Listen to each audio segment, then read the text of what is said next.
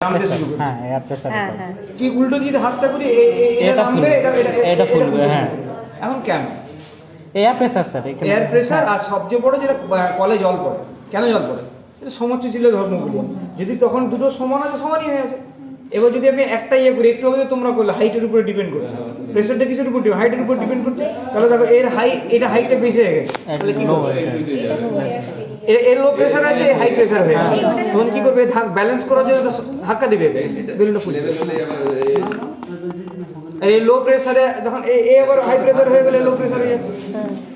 তাহলে আমরা জলের সমুচ্চ ছিল তো ধর্ম করলাম, প্রেসারের আরেকটা এক্সপেরিমেন্ট আমরা কি নিয়েছি? নিইনি কিছুই। আমি আমাদের সায়েন্স সেন্টারের উদ্দেশ্য প্রথমেই বললাম যে আমরা এক্সপেন্সিভ কিছুই নেবো না, নেবো যেগুলো আমরা ফেলে দিই সেগুলো করি, সেগুলো করি, এটাই আমাদের উদ্দেশ্য।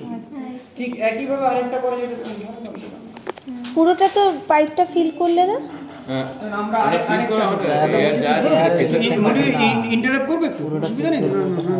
ইন্টারাপ্ট যখন আমরা এটাকে যদি জল দিই, ধরে এটাকে ধরো মনে করো জল ভরার জন্য পড়তেই থাকবে, পড়বে না? পড়বে তো। এবারে এটাকে জল ভর্তি করে দিলাম, জল ভর্তি করে এখন আছে তো, এরপরে আমি এর উপরে যদি হাত রেখে এরপর যদি জলটা ভর্তি করি, তাহলে কি হবে? এ ফ্লোট হবে। যেটা আমরা দেখাই এই মুহূর্তে আমার কাছে অসুবিধা, যেমন জলটা বেরোচ্ছে, তাহলে এটা ফ্লোট করছে। আমরা কি করি? জল ভর্তি করতে নিচে এরকম নামিয়ে দিই, তখন অটোমেটিক এটা ফ্লোট করতে শুরু করে, কিন্তু তুলে নিলেই পড়ে যায়। কেন? প্লবতা বল।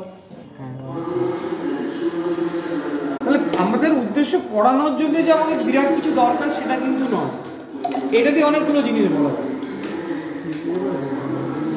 ও দুটো বাহুর বলটা জলটা সমান করব।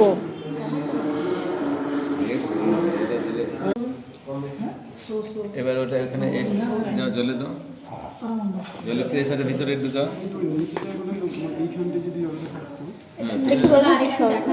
তাহলে এটাকে একটু উপরে করলে এটা নিচে জলটা নামাতে হতো, হাইটটা বাড়াতে হবে। আমি তো এই ডিসটেন্সটা যোগ করতে হবে।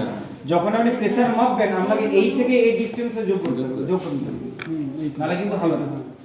বেসিক্যালি তোমার দুটো এটা আর সমান থাকবে, মানে এটা উপরে এইটা নিচে নামাই গ্রাউন্ড লেভেল থেকে প্রেসারটা উপর দিকে আসবে। এবার এখানে একটা প্রশ্ন আসতে পারে কিন্তু, হ্যাঁ